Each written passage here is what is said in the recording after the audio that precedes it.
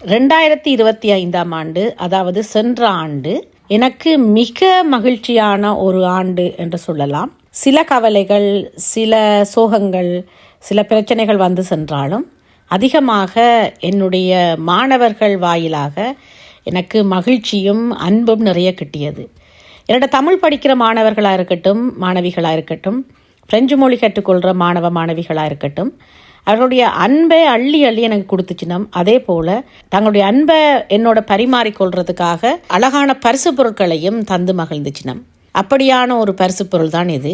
சென்ற ஆண்டு கோடை விடுமுறைக்கு என்னிடம் பிரெஞ்சு படித்த மாணவர்களை சந்திக்கிறதுக்காக ஒரு ஏற்பாடு செய்திருந்த பொழுது ஒவ்வொருவரும் தங்களுக்கு பிடிச்ச அழகழகான பரிசு பொருட்களை வாங்கி கொண்டு வந்துச்சினம்.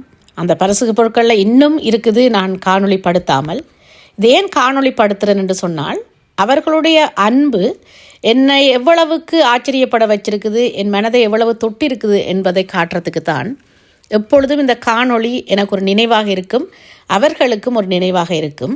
பரிசு கொடுக்குற என்ற ஒரு நல்ல பண்பு விலை உயர்ந்ததாக இருக்கணும் என்று இல்லை, ஆனால் மனதுக்கு பிடித்த ஏதோ ஒரு சிறிய பொருளை நினைவாகவோ அல்லது தங்களுடைய அன்பை வெளிப்படுத்துவதாகவோ கொடுக்கறது ஒரு அழகான விடயம். எனக்கும் பிறருக்கு பரிசுகள் கொடுக்குறேன்றால் மிக பிடிக்கும். அதுவும் அந்த வித்தியாசமான பொருளாக கொடுக்கணும் என்று நான் விரும்புகிறேன். நான் விலையை பார்ப்பதை விட நானாக செய்யக்கூடிய பரிசுகளை அதிகமாக கொடுப்பேன். இப்போ பரிசுகள் கொடுக்குற என்பது கடினமாக இருக்குது என்று சொன்னால், விலை கூடின பொருட்களை எல்லாரும் பயன்படுத்த தொடங்கிய யாருக்காவது பரிசு கொடுக்க இந்த விலைக்கு வாங்கினால் அவர்களுக்கு ஏற்றுக்கொள்வினமா என்ற ஒரு நிலையும் இருக்குது. ஆனாலும் என்னுடைய மாணவர்கள் மாணவிகள் எனக்கு தந்த பரிசுகள் மிக அழகழகான பரிசுகள், என் மனதை தொட்ட பரிசுகள். இந்த பரிசு என்பது என்னென்று சொன்னால் அவர்களுடைய அன்பு. அந்த அன்பு என்னை மிகவும் கவர்ந்தது.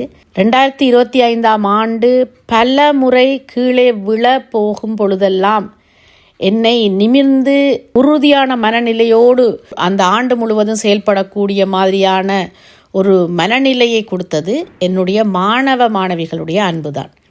அவர்கள் மட்டுமே எனக்கு உறுதுணையாக இருந்தார்கள் பல இடங்களில் என்று சொல்லலாம். ஒவ்வொரு முறையும் வகுப்பறைக்கு போகும் பொழுது அவர்கள் என்னை பற்றி சொல்லும் விடயங்கள் அல்லது நான் அவர்களிடம் காட்டும் அன்பை பற்றி சொல்லும் விடயங்கள் எல்லாம், மற்றது உங்களை பார்த்து தான் டீச்சர் நாங்கள் இப்படி செய்கிறோம் அப்படி செய்கிறோம், ஒரு முன்னேற ஒரு பாதைக்குள்ளே போய்கொண்டிருக்கிறோம் என்று சொல்லும் பொழுதெல்லாம் எனக்கு அது ஒரு ஊக்கம் இருந்துச்சு. எனக்கும் அது ஊக்கம் கொடுத்து என்னையும் இன்னும் முன்னேறி செல்லு, நீ நல்ல பாதையில் தான் போய்கொண்டிருக்கிறா என்ற ஒரு நம்பிக்கையை கொடுக்குற ஒரு விடயமாக இருந்தது. அந்த வகையில் கிடைக்கப்பெற்ற ஒரு கைப்பை தான் இந்த அன்பு பரிசு. ஒரு அழகான மாணவியின் கையால் அழகான பரிசாக கிடைக்கப்பெற்றது இந்த கைப்பை. வணக்கம்.